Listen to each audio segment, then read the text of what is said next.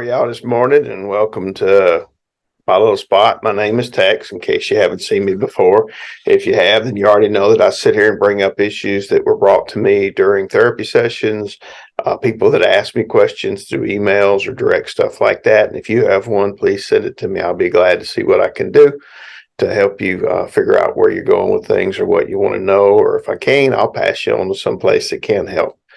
One of the questions that came up was actually more of a situational question, and it had to do with coworkers talking about when doing family therapy and working with parents. If I'd noticed a trend that these days between COVID, a lot of families are, I guess you could say for the sake of putting it this way, shaped different, where there's only one parent in the home, or as always, you got the money crunch, both parents are working. So you get into these situations where the kids are being what's called parentified. They're being put in situations where they're asked to be more adult than they're probably age equipped to do. Now, what does this mean? A lot of times people will say, well, my daughter or my son, they're my best friend. And I have to kind of pull back and ask more questions as always and find out, well, what do you mean they're your best friend? Because you see, I when I went through school and as I later took family therapy as one of my choices in training and stuff like that, I went with what's called Minuchin's structured family therapy, in which families are structured with a hierarchy. There are the people at the top, parents, in some cases grandparents, and as you shift down and look at things, the kids are here, and the structure is such that you're able to have the adults unify and make decisions, and the kids then, they're mainly, their job is to be kids, but they also have responsibilities in the family, chores and stuff like that. But there's a real separation when it comes to what you talk about with the kids or what you pull the kids into. And a lot of times when somebody's your best friend, you will talk to them about and reveal things to them about your sexual relationships, your marital relationships. You speak to them as if they're your equal. And that's a problem. Because if your kids are pulled up to that level and then made to feel responsible, more than just your average, like, oh, watch your little brother, babysit for me for a little while. I'm talking about they're actually pulled into the level where you're talking to them and treating them as your equal. And then you want them to change that position and drop back down when you say, now you need to do this, you didn't do that right. Or they go, well, why is my kid being rebellious? And I'm like, well, you made them an adult before their time. You pull them into conversations that they're really not mature enough to handle. And they surely don't need to be involved in a lot of the marital discussions and stuff like that. That's between you and your spouse or your significant other, your boyfriend, girlfriend. Especially these days when I've seen parents split up in a relationship and then there's two households, and then one parent will take the kids and use them as a club to beat the other parent. And this happens quite a lot. It happens sometimes passive aggressively, where people make sniping comments about the other parent in front of the kids.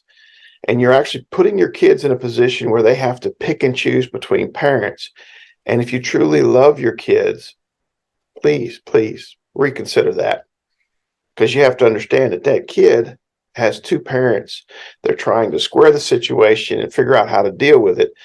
For them to be pulled into one camp or the other, for them to be pulled and said, well, your dad, your mom, whoever, they're this way, they're bad, they're horrible, and you should know that.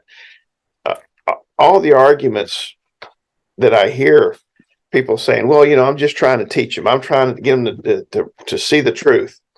It's the truth according to your point of view.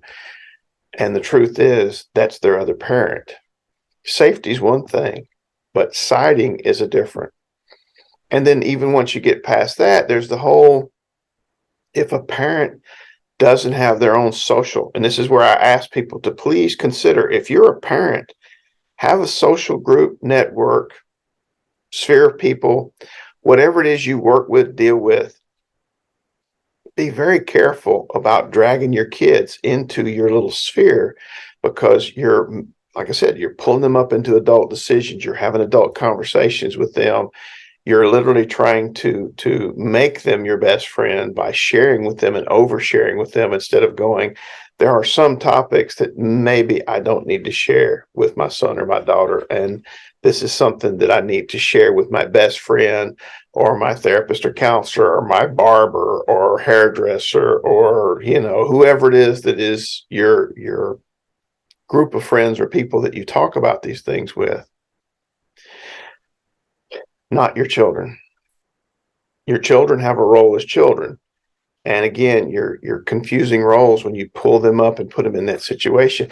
And you also kind of sort of dampen their ability to be children. In other words, at different ages, they're living their life, they're playing, they're having their friends, they're being young teens, and pulling them into your adult world, it's going to backfire. And then later on, they're going to know way too many things, especially because a lot of times we will get mad and we may say something about our partner like, yeah, they were such a butthole, and, on and on and on, blah, blah, blah, blah, blah, because we're mad and we want someone to vent to. And when you vent to your child, you have to think, now, what am I going to do later? And it's very possible that I decide to get back together with that person.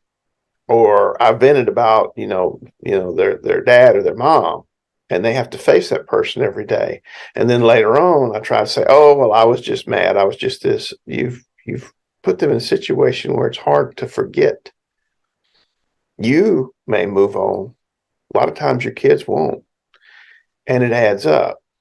And it teaches your kid one of two things. Either the other parent or the other person is a bad person, or you can't be trusted.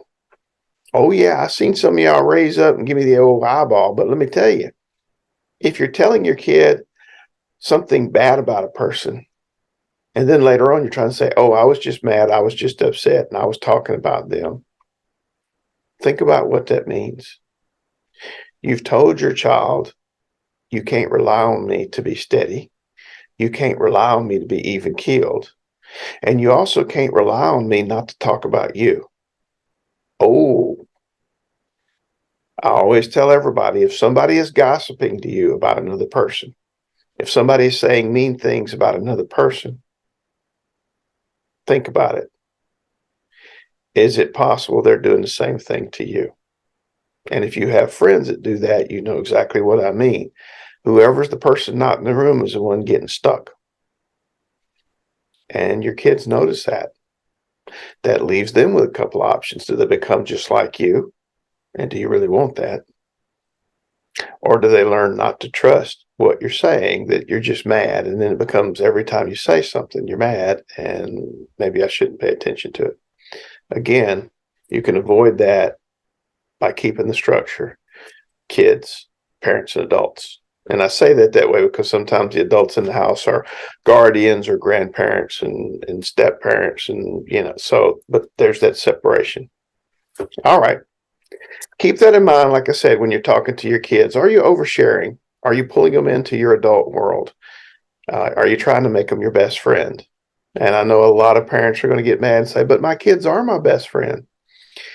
You're actually setting yourself up for pain, because your kids are going to grow up and they're going to have best friends, and you're going to be upset if they don't choose to keep you as their best friend because they're your best friend. And again, you've created a real potential for problems.